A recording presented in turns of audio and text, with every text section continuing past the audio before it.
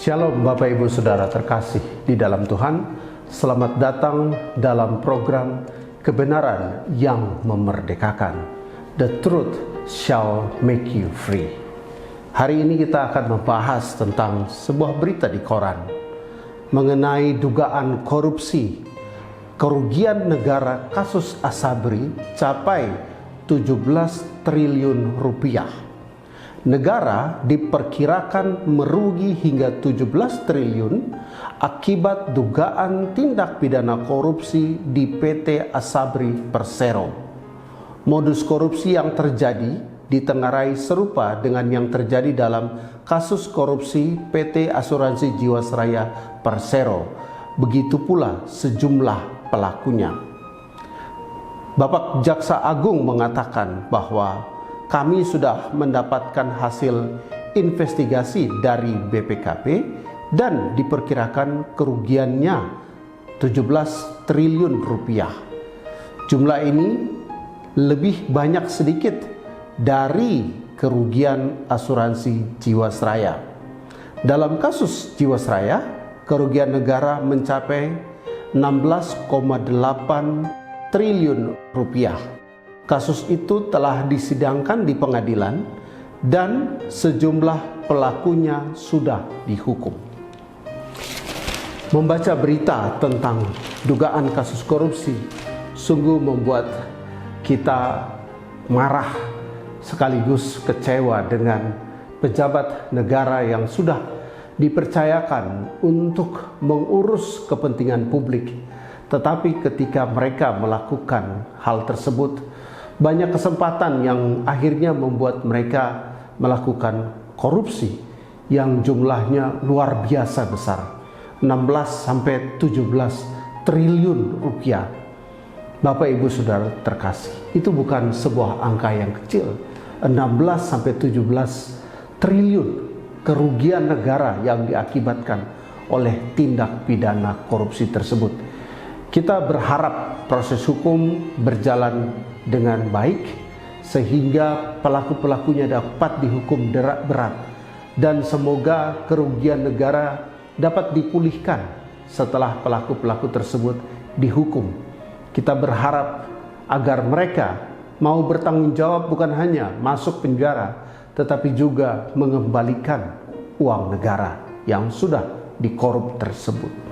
Nah, berbicara tentang masalah korupsi, kita kemudian perlu melihat kepada firman Tuhan yang jelas mengatakan di dalam kitab Amsal bahwa orang yang dapat dipercaya mendapat kekayaan besar, tetapi orang yang ingin cepat menjadi kaya tidak akan luput dari hukuman.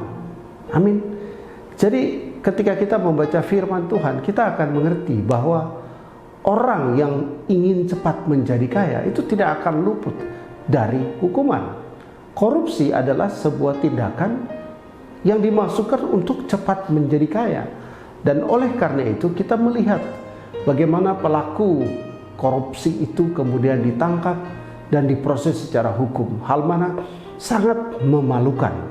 Nah, firman juga sudah mengingatkan kita bahwa cinta akan uang adalah akar dari segala kejahatan.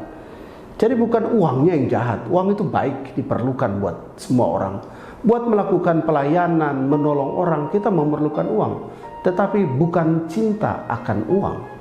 Juga dalam kitab disebutkan bahwa sebab oleh memburu uanglah orang menyiksa dirinya dengan berbagai-bagai duka.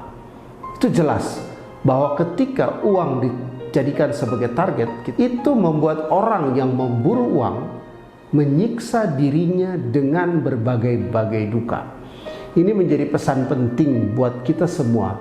Apakah kita bekerja sebagai pegawai atau profesional atau sebagai orang yang dipercayakan untuk menangani hal-hal yang besar dan dengan kemungkinan dan peluang yang terbuka untuk melakukan korupsi. Melalui firman kita diingatkan untuk berhati-hati dan untuk berhikmat dalam mengelola kepercayaan yang diberikan Tuhan kepada kita melalui pekerjaan apapun yang kita punya pada saat ini.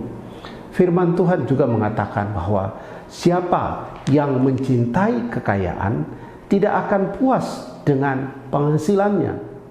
Jadi kalau Anda mencintai kekayaan, berapapun penghasilan yang Anda hasilkan, Anda tidak akan puas. Karena jelas dalam kitab Pengkhotbah, siapa yang mencintai kekayaan tidak akan puas dengan penghasilannya. Jadi Bapak Ibu Saudara terkasih, ini penting supaya kita berhikmat dalam menjalani hidup, dalam mengelola kepercayaan yang diberikan kepada kita. Oleh karena itu, masalah kekayaan diadres cukup banyak dalam Alkitab.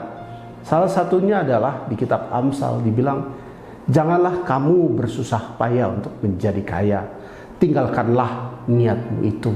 Kalau engkau mengamat-amatinya, lenyaplah ia, karena tiba-tiba ia bersayap, lalu terbang ke angkasa seperti Raja Wali. Amin. Jadi kekayaan itu penting, uang itu penting, tetapi uang tidak seharusnya menjadi tuan atas hidup kita.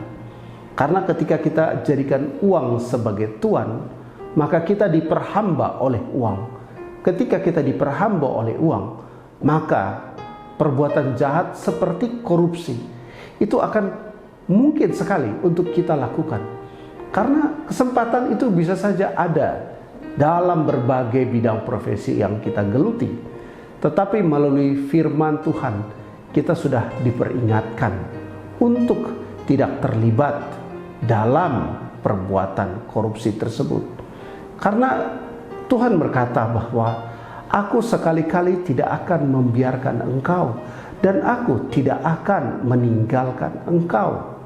Allahku akan memenuhi segala keperluanmu menurut kekayaan dan kemuliaannya dalam Kristus Yesus. Karena masa depanmu sungguh ada dan harapanmu tidak akan hilang. Amin.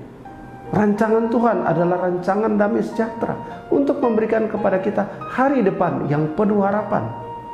Semua itu adalah firman Tuhan yang seharusnya memberikan kekuatan dan keyakinan kepada kita bahwa tanpa korupsi kita dapat hidup dengan baik, hidup dengan penuh berkat dari Tuhan. Karena hati Tuhan adalah memberkati kita.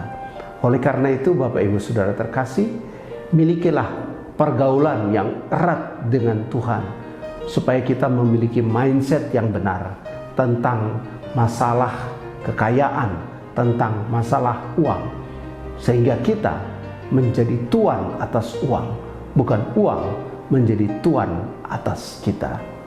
Tuhan memberkati.